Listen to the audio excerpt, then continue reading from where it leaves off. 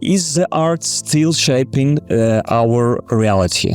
Not like TikTok. Do you feel a responsibility for what you say from the stage? No, I need to serve the purpose. I would like to come back to the topic of cancellation of Russian artists. Life is never simple. You cancel, you uncancel. 15 years have been in collaboration with Russian artists. My granddad was very religious, and my dad was a communist. I had a Soviet passport. It's very hard to deprogram. Bulhakov is like heavily anti-Ukrainian. I think sometimes we forget what actually happened in the past. Ingeborga, John, how to live? How to live?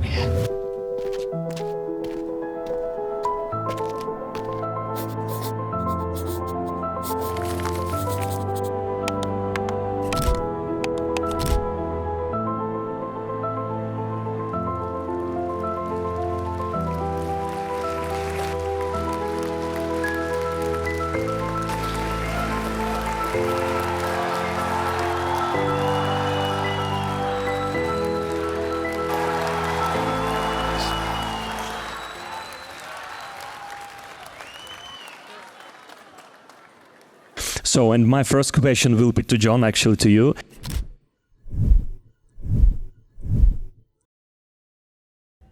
You just witnessed this amazing performance.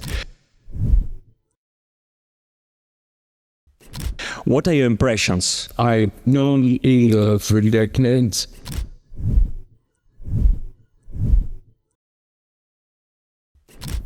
I've seen her do many new things. I've always wanted to watch her. I've always wanted to work with her. I liked it very much. I like the shape of it. I like the direction of it. I like the writing of it. I think it's a very funny dance, and I look forward to seeing what she does with it. This was the first audience ever. So, and all that means, I think it's very clean and very clear. She gives an outline of Lithuanian history, of which there are a number of overlaps with Polish history, with Estonian history, with all the former Soviet states, and Latvia, I mean, everywhere, parts in Finland still. So I enjoyed it. Great, because I felt also the same, because I was born, for example, in Grodno.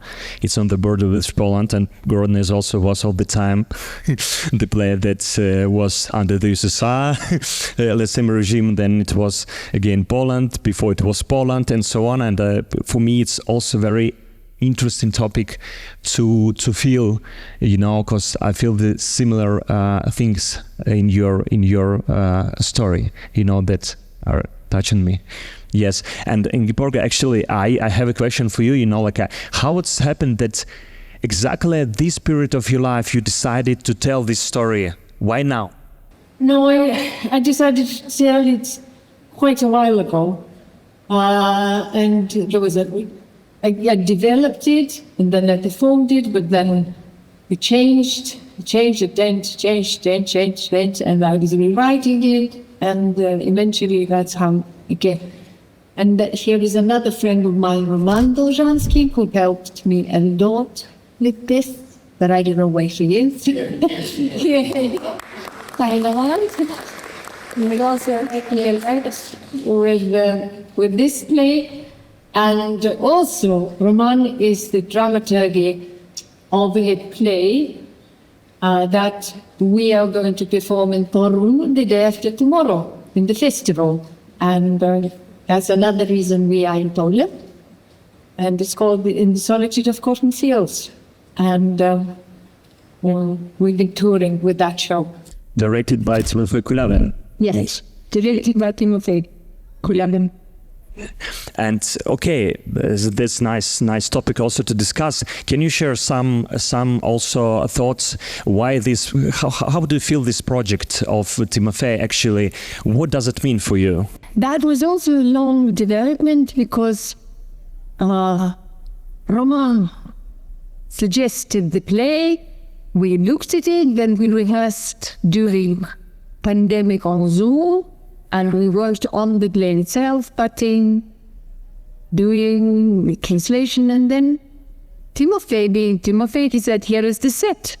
And he showed us the set on the screen. And then from then on it went on, and then we opened. Now we're touring everywhere. Друзья, все выпуски я делаю своими силами. Поддержите проект лайком, подпиской и комментарием. Это помогает мне продолжать создавать новые видео для вас. Спасибо. John, and for you, probably you can share some also thoughts on this project. Well, Inge explained the genesis of it was during the pandemic, and we worked quite a while on the script, and it took us quite a while to understand what the play was and what it was about, and then what it was about in Timofey's conception, and about how Timofey wanted to go about executing that conception. And I, of course, have worked with Ingeborga for over 30 years, and would take really any chance to work with her again, and this provided the chance, and I've felt more determined to do that once all my colleagues left Moscow and were stateless. Ingeborga was kind of used to it because she didn't live in Lithuania. She had lived in England, but was in Moscow a good, how long, 20 years? Maybe more, a little bit more, yeah. And had a fantastic life there, as did all my colleagues. So for me, it also meant I was doing something with artists that I cared about, and doing something that gave them a kind of focus and center that would have been very difficult for them to maintain otherwise. I happen to have a lot of my last 15 years have been in collaboration with Russian artists in various forms, and I'm not much for boycotting or canceling people because of the country of their origin. I think it's a terrific production. I'd certainly say Timofey is the best theater director I've ever worked with by quite some degree. And Roman is certainly the best dramaturg I've ever been around by quite some degree as well. So mostly I feel fortunate and blessed to be involved in it. Thank you. Wow. And probably Ingeborgi, can you tell the story you told me yesterday about your meeting with John Malkovich when you had an audition and you got the leading role in 1992, and that is what the first collaboration with John. This story is also great for can you tell us? Well, I was in Vilnius, and I was working in theatre with Nekrošius, a wonderful director, and I was very young, sort of. And then there was a girl who is now quite an outstanding director and Hollywood producer, and she is Lithuanian, Dalia. And she kind of came to the theatre and said, would you like to go to London to audition? And we're talking 1991, the end of 1991. And to go to London was quite a big deal. And I studied English.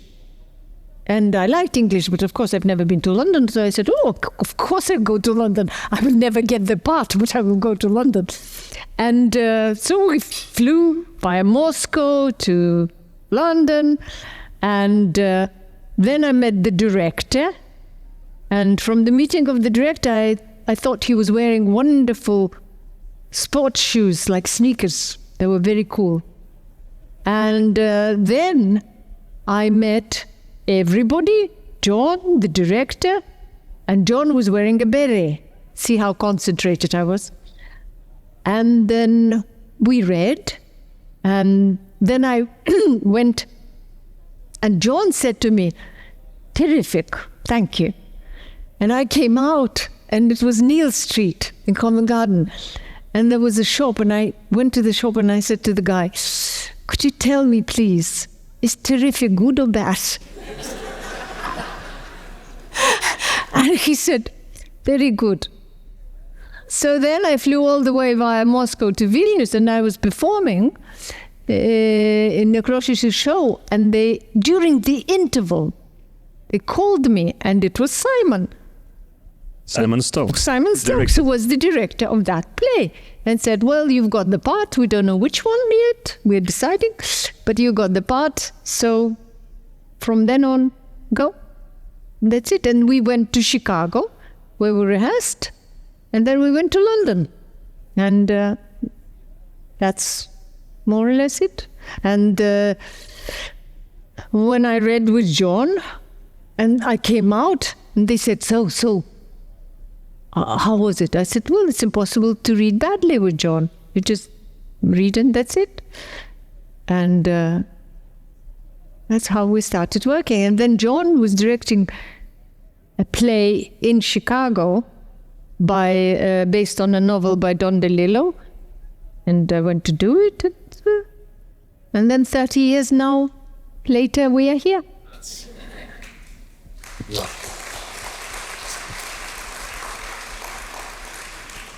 I should also say, in the first play that Ingeborg and I did together with Simon director, is a play called The Slip of the Tongue. And it was essentially about a kind of Václav Havel figure who was a writer and who had offended the gods of the party, and so was sent into exile in the woods. And he was then visited by a young woman who was a literature student, or what we call in America a lit crit student, which is literary criticism. And through the first scene, you find out she's actually a spy. And then another girl comes in and you find out she's actually a spy, but in half the amount of time. And the third girl comes in and you find out she's a spy in half that amount of time.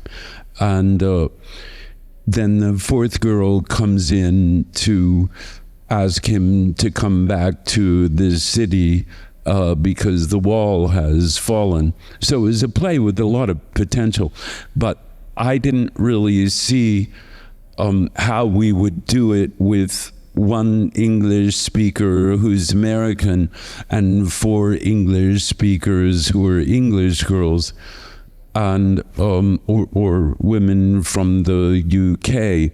My idea was I thought it should all be women who spoke English as a second or third or fourth language, and preferably who'd had some experience with totalitarian countries. And I don't know if Simon and Howard Pant, who was a producer, were so in love with that idea, but they agreed to have auditions, and I'd heard about Inga from people in Chicago who had briefly an international theater festival, and these were quite good friends of mine, and they said, "You absolutely have to promise us you will track her down, you will let her audition." And I said, "Of course." She read 4 or 5 lines, and I just kind of stopped for a second, and I looked over at Simon, who was later to become her husband. And I kind of looked at him like, and he was like this. So that's the other side of the audition. Great. Thank you.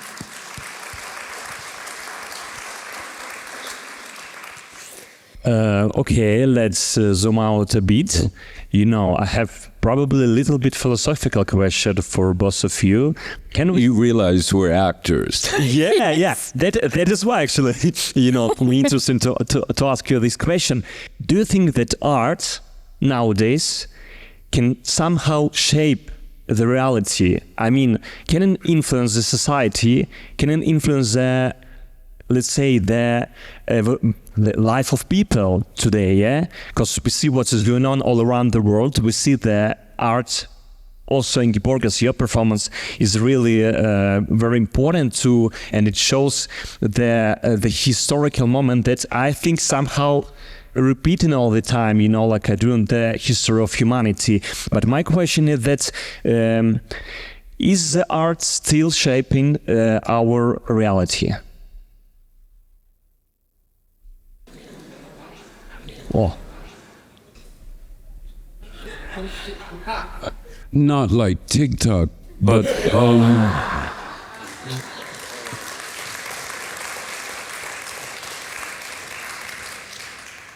of course, on a certain level, but then that requires actually some susceptibility on the part of the public to be changed.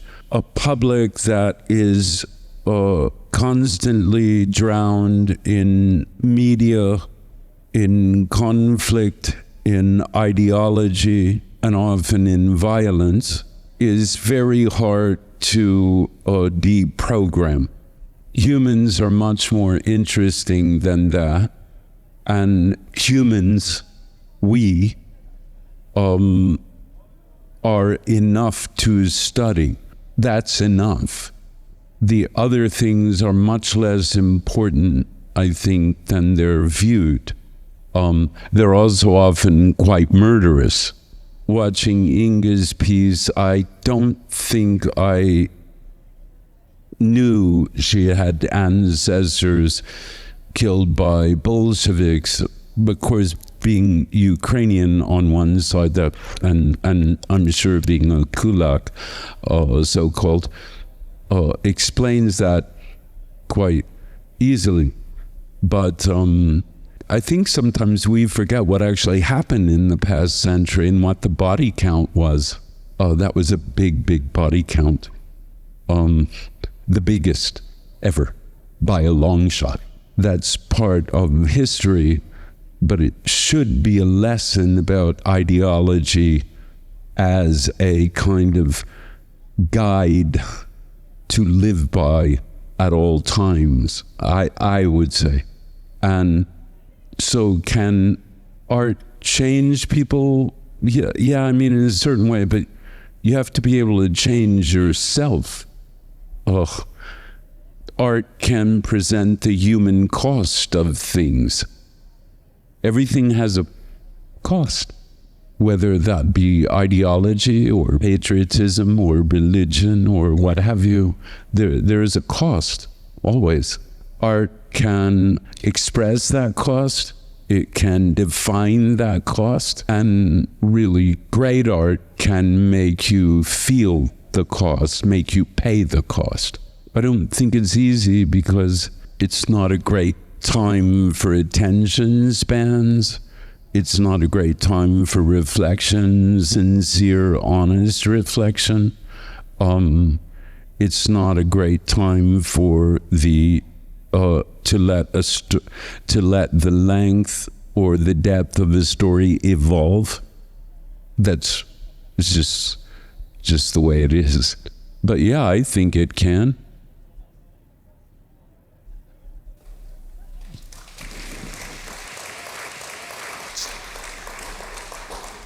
And maybe one more question regarding what you said, John, and Ingeborga, probably both of you can say, because you're big stars and you Do you feel a responsibility for what you say from the stage and how you say it? If I have a chance to think, I think. But yes, it is a responsibility. But then there's no less responsibility in bringing up a child. Before I will give the floor to our audience, I'd like to ask you. Of course. Yes, we have audience here. My question is about Warsaw, actually. That is not the first time you're in Warsaw, both of you. You were many times here. What this city means to you? I haven't been to Warsaw since that particular play we did with John, because I had to fly to Chicago to do the play. And then it was a historic moment because Lithuania was already independent. But I had a Soviet passport.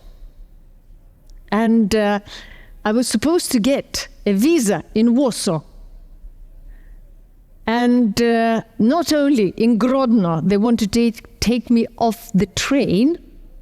And I persuaded the guy that I want to go to Poland and I'm not going to go to America, because there was inside, written that I'm allowed to go to America and Poland in old Soviet passport. You had to get a permission.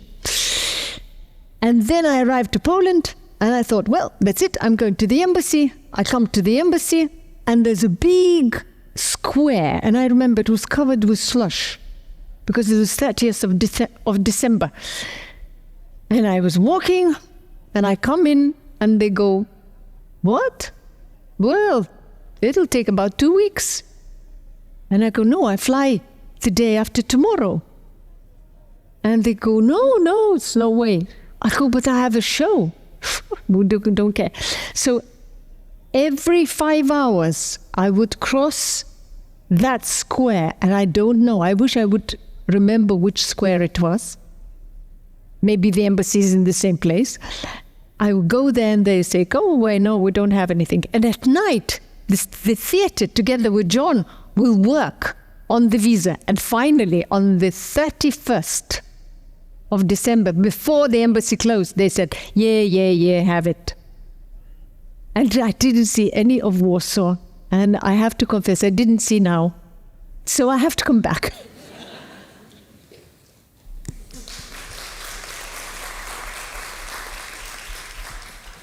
And you, John?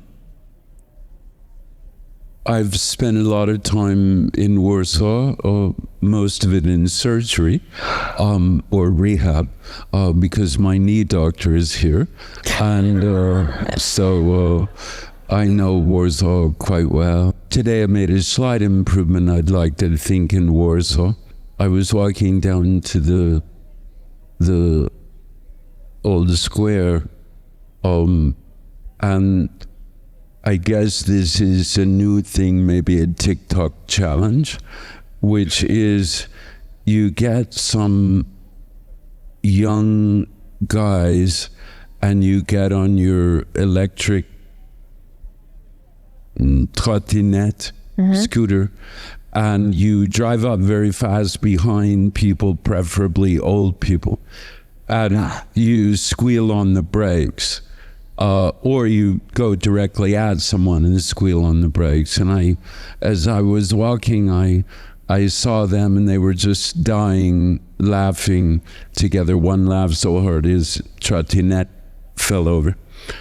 So I saw some policemen there and I said, maybe you could do something useful and arrest these 4 fucking idiots terrorizing people right in your fucking face.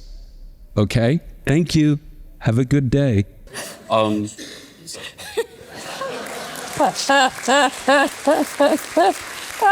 I believe in civic improvement. Great. So, dear friends, I'd like to give you a microphone. Do you have any questions for our guests? Oh, great. We have one hand. Hello, Inge. First of all, I'd like to thank you and congratulate you on the beautiful play. Mr. Malkovich, my question is to you, if you don't mind. You recently finished a movie which is set to release in 2125, so 100 years from now. And I think if everything goes well, we will all get to see it. eventually. But before that, would you mind telling us a little bit about that project? What's it about before we get to see it in 100 years? Yeah, it's not 100 years. It's only about 94 now. It's actually was a commercial project from the start.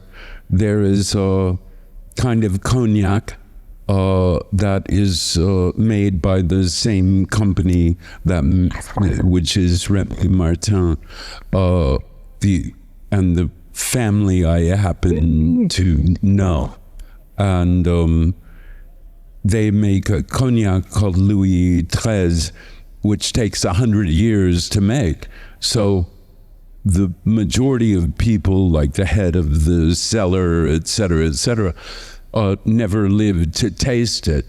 And they wanted Robert Rodriguez and I to make a short film that wouldn't be seen for 100 years. And I imagine that year there will also be the cognac from that year, which I don't remember, was 6 years ago or so, something like that.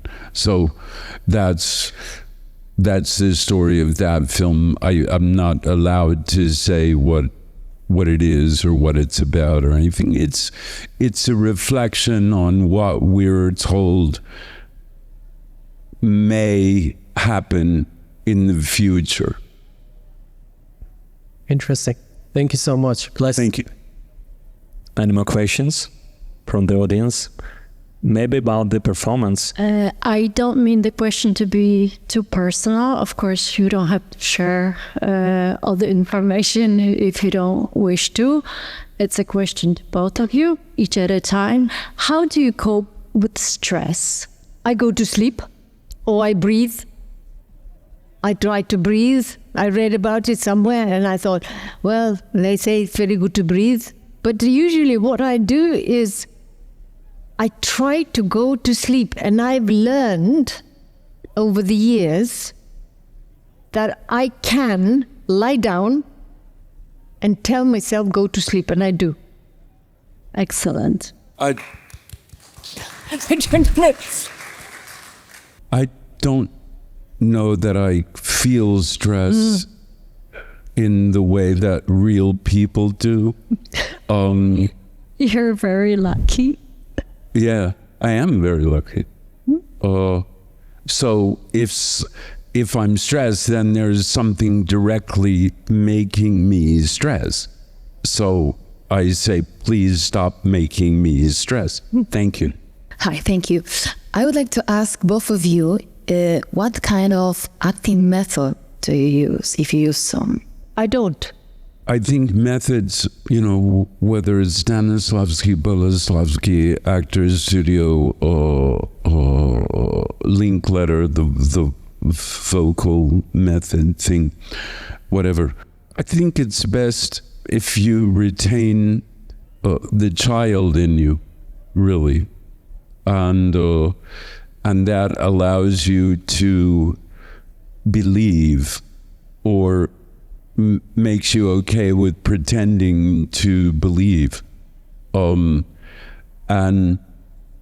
good stories, good scripts, good plays tell you what to do, really. So I never employed a method, and if Inga did, I never saw it. I said to myself, here is the play, and I need to be true in those given circumstances. And that's it. And really, it's a long road to achieve the truth for me and find how the story goes. And I belong to the story, not the other way around. I need to tell the story which the writer has written and director is directing. I'm not particularly precious. I don't think I have to express myself. No, I need to serve the purpose. Thank you.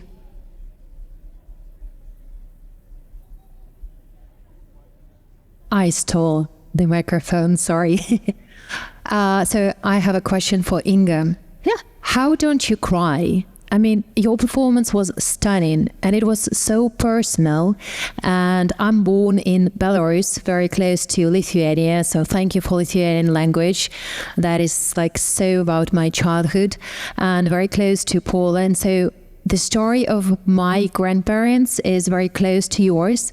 And when I saw your performance, it was really hard not to cry, just to imagine how there were years and years of not being able to speak, not being able to celebrate Christmas.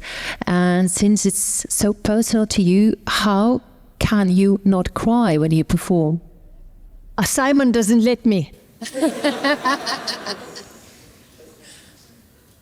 It's, you know, again, it's the same. I need to tell the story. And it is the story. If you feel something about it, I'm very glad. But I can't show you how I feel because it's probably irrelevant. If I say, this happened, I would like you to be the judge of what happened, not me. I think so. Thank you, but thank you very much. Thank you so much for having us here. I would like to come back to the topic of cancellation of Russian artists. You, John, said that it's not your vibe, but I'm old enough to remember Russians in our country, in Poland. You know, we were all fond of Dostoevsky, Bulhakov, and so on and so on. And if you read them, if you know the culture, you can feel this charge that they are carrying. Like Bulhakov is like heavily anti-Ukrainian. And my question goes to Ingeborga, do you share that vision that, you know, the cancellation, considering that you also said that artists, they do have this power of influencing people, influencing culture, that the cancellation is actually a good approach, especially in the times of such a cruel war happening just around the corner here. Sorry for the tough question, but you know. No, I understand it very well because I grew up in the country where nobody wanted to speak. Well, it was at certain times, you know, I remember the girls in my street. Lithuanian girls would not play with Russian girls. And it was coming down, up from the Russian girls. It was not their fault because they were kids. But that's how life was. And that's why I tell the story. It's very complicated. My granddad was very religious. And my dad was a communist. And it's complicated. Life is never simple. You cancel, you uncancel. For me, it's not simple. And you know, Ivan, I wouldn't have met Ivan if I didn't work in Russia. And I love Ivan. Ivan is a Russian writer. You want it or not, Ivan? Yes, you are internationally known, but you know, that's where you're from. I can't take away from me that I'm from Lithuania. It's a given. I don't know if Lithuania would become something awful. I don't know what would happen to me, but there is no simple answer in my case. I understand Ukrainians when they don't want to speak Russian and they don't want to read Russian. I understand it very well. And I respect it. And I say, that's your right. Yes, of course, because of the situation. And my country has been in the same situation, your country has been in the same situation. So I didn't really understand what the question was, but my response would be, I do a piece which will go back on the road in September called The Infamous Ramirez Hoffman. I was born in America. The pianist I've worked with for years was born in Russia. The violinist is Ukrainian. The bandoneon player is Argentinian. The piece was written by the great Chilean writer Roberto Bolaño. The country in which I was born did some not very good things in Chile and all of Latin America. So should I cancel myself or should somebody else cancel me? It's always complicated. I'd rather concentrate on what we can do together and what it says, and if it makes people reflect on certain, let's call them unfortunate tendencies of human beings, all the better.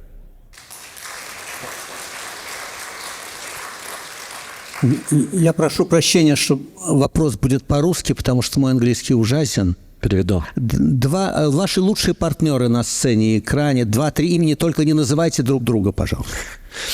Please name the best partners to your theater career and film career. 2 best partners, but not Not each other? each other. Without it. I can't, because, you know, I've worked with John more than with anybody else in my life. That's a given. But I can't name 2, 3. First of all, distance is too big from John. And secondly, it would be, you know, I have many people I love working with. And I have great memories, and they're very different. And if I start naming it, it will be till tomorrow. Ингеборга, уточню вопрос. 2-3 партнера, которые вас чему-то научили, вы после них вышли другой. Вы поняли, что вы лучше актрисы, чем были до встречи с ними? Yes, we have one important remark. Victor asked Ingeborga actually about, and John, also about 2-3 partners who teach you something that help you in your career later. You know, that after... Learned something. Yes, you learned something from that. From an actor. Yes. Honestly, it would be too difficult. You know, I have made like 100 films.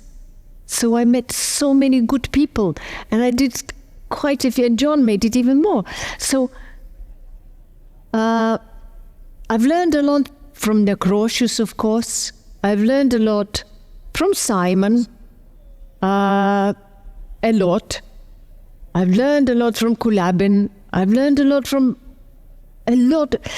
I worked with different people, but I wouldn't say these are the best, because, you know, 30 years ago I worked with somebody maybe excellent, but I've forgotten about that. Sometimes I forget people now. I'm old.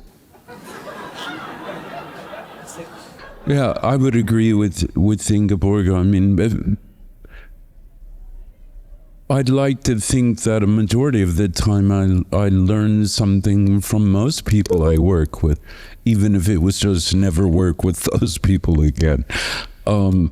So I think you're constantly learning. And that can be from someone who hasn't done much, or someone who is incredibly accomplished and unknown, or incredibly accomplished and known very well. And maybe the last question from the audience. Okay, thank you. Hello, thanks for coming to Warsaw and for your brilliant play. It was amazing. Thank you so much. Thank you. And I wanted to ask, maybe it will be interesting not only for me, what side projects do you have, or what do you like to do, not in cinema or theater, maybe some hobbies, or for your soul? How do you spend your free time you have? My free time? I have a son. He's 8. He plays football. So that's my hobby.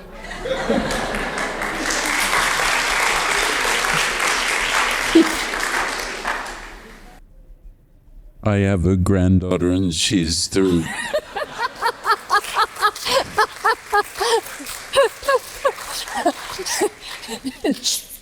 Okay, and I think we're okay with the questions. Or We are okay with the questions. Are you okay with the questions? Okay. And maybe one last question. Last question. Last question from me. Jesus. Друзья, все выпуски я делаю своими силами. Поддержите проект лайком, подпиской и комментарием. Это помогает мне продолжать создавать новые видео для вас. Спасибо. You know, it's a bit philosophical, but I need to ask All right, yeah. this. Yeah. You know, many people are looking for some like a ground today, actually, to understand this word somehow. And your experience in your profession as a life experience. So my question is, Ingeborga, John, how to live? I wish I knew. I don't know. I get up, I have my coffee, and I give breakfast to my son, and I'm on. That's it. That's how I live. I don't... And if I have a very difficult decision to make, like life-changing decision, I say, well, the thing is, I will have to live with myself after that decision. So that's how I make the decision. Yeah. You see? I think how do we live is a great question. We're not doing so well at answering it, it seems, worldwide at the moment. But maybe that was always the case. But I think if you're capable of answering, of asking yourself that question, you're doing sort of okay, I think. Thank you. Thank you. John Malkovich and Ingeborga Dapkунайте. Thank you.